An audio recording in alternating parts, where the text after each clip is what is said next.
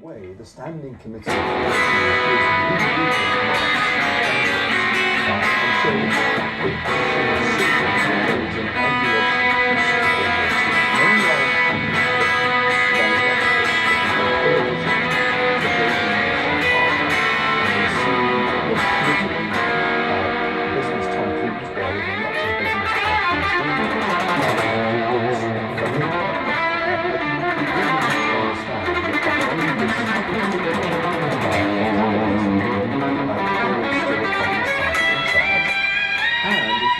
Xi Jinping says, not at Davos, but in Beijing, or just looking at other Communist Party propaganda, it's very striking how thinks in the parliament is explicitly prohibited the teaching of democracy, rule of law, Western ideas like that at Chinese universities. But the timelines are was a noticeable change in the atmosphere. It no longer became easy for them to copy and paste about the cultural revolution. So let's relate to West the idea that we're just pretending to be communists, that it's just the Chinese Capitalist Party. That's nonsense.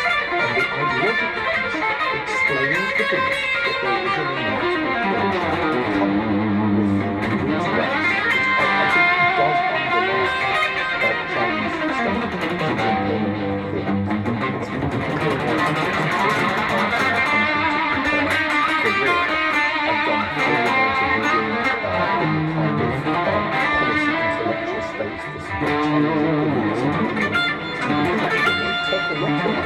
China's role to displace the United States as the dominant empire. So remember, Marxism-Leninism is an ideology of conflict. It's an ideology with a historical determinist operating system. And that's a reason to expect, then to expect conflict.